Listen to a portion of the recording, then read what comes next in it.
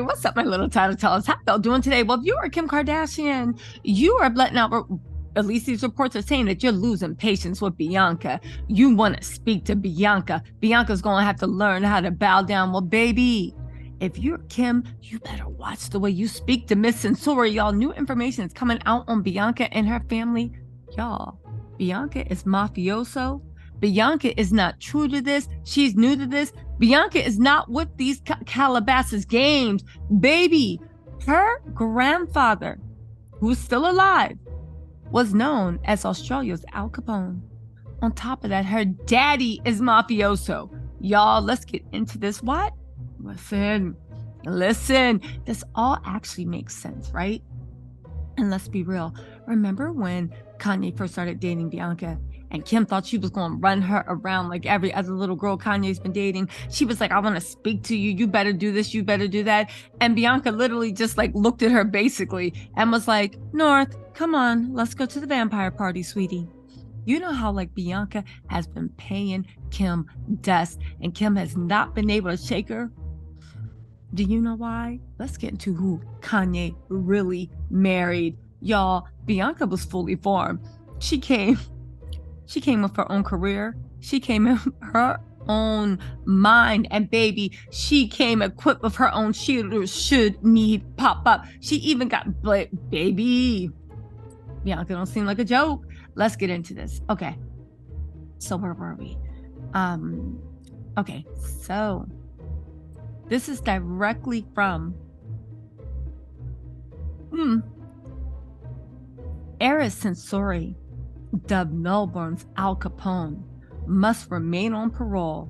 This is what a court said in 2015.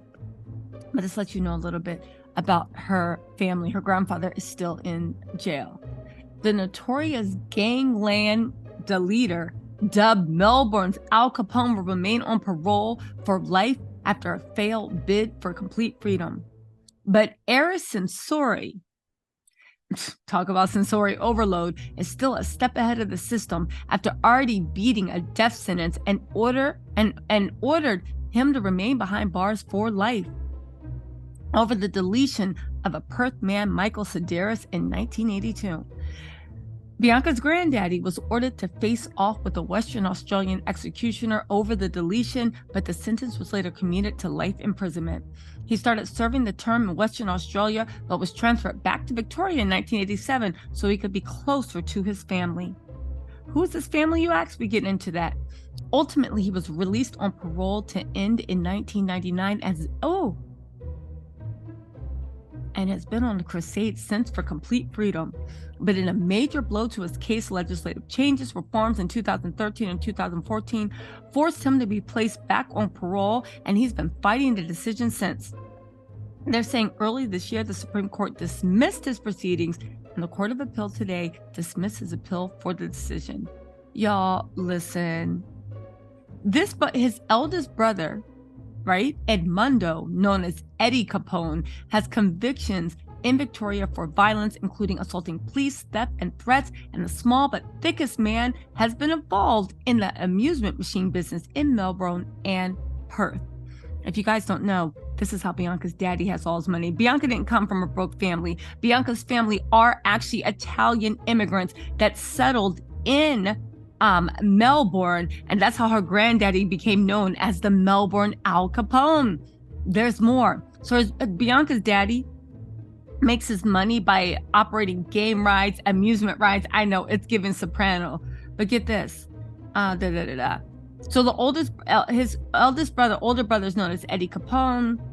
Eddie has previously given that's Bianca's uncle, previously given his occupation as a bouncer, a laborer, machine operator, fitter, biller maker, and a cafe proprietor. Tell me this don't sound like his Sopranos. He arrived from Italy with his parents in 1960 and is known to hang around inner suburban coffee bars in Melbourne as a teenager. Eddie and Eris, that's Bianca's, I guess, grand uncle and her granddaddy, moved to Perth in 1981 and set up an amusement machine company. Gambling identity. Leo Sensori, that's Bianca's daddy, has convictions for possession of a pistol and for possession of fully jacketed ammunition. Woo! Ooh. he stayed ready. Yo, the Kardashians might want to slow down. Maybe that's why Kim only went to Australia in secret and then went back. They said in 1982, he was convicted in the county court in Melbourne for a charge of possessing prohibited imported illicit substance and sentenced to 5 years with a minimum of 3. He was fined $5,000. His ex-wife detailed, this is they're talking about Bianca's daddy, detailed how he was behind a massive illegal gambling empire he has helped run for more than a decade. In a series of interviews with the Herald Sun in 1991, she exposed the inner workings of the cartel, which controlled a large slice of the lucrative illegal gambling industry in Melbourne. She said her former husband, Bianca's daddy, had made a fortune from illegal gambling. I have seen the money. Leo can stack money better than a bank. She said she found rolls of money up to $40,000 hidden around their Alphington home. She recalled seeing $60,000 sitting on their coffee table at home.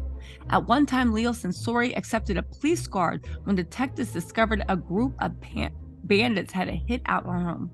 She said things turned a little sour and perf for the family after Aris, that is the granddaddy, was convicted of deleting someone. They said Aris destroyed it with deleting someone. Within 24 hours, police seized his machines and closed him up. Y'all. I should have known. Kanye and his eccentric, I should have known that the woman he decided to marry wouldn't just be some shrinking plain Jane. Bianca is literally, what's the girl from, hold on, I gotta Google this. What's Tony Soprano's daughter? Bianca is the real life metal soprano with an Australian accent. Cutie with the booty. Baby, listen, what do y'all think about this? This puts everything in, and this also really explains why the way Bianca is able to handle Kanye. She's used to strong men. She's used to like eccentric characters. She's used to nonsense. But more importantly, right? Get this out the way. More importantly, she is 100% used to people getting in her face. This is why Kim ain't phase her. This is why Kim was making all those demands. And Bianca was like, let's go. This is why Bianca moved in silence. This is how the metal soprano of Australia, that's Tony Soprano's daughter, moved over here when Kanye saw all her art projects, DM'd her. She got on a flight, looked at Kim's man and said, he gonna be mine. He gonna be mine. I give it a couple of years. Kim divorced him. She said, yeah, baby, I'm picking up what you putting down. Y'all, does this change in any way what you feel? Are you connecting the dots? This is so Kanye. You married the Al Capone of Melbourne's granddaughter. You got her out in Tokyo. No wonder she walking around in some leg sheer pantyhose looking at people like, I wish a bee would. She probably wished somebody say something to her. Baby, she got a whole family behind her. Y'all, listen, let me know what you think in the comments. I just had to let y'all know this. I don't know why this tickled me. Of course, Kanye wouldn't be dating no one. Y'all, listen. I'm sorry, not dating. Marry a no one. Anyway, y'all, let me know what you think in the comments. I'll talk to y'all later. Bye.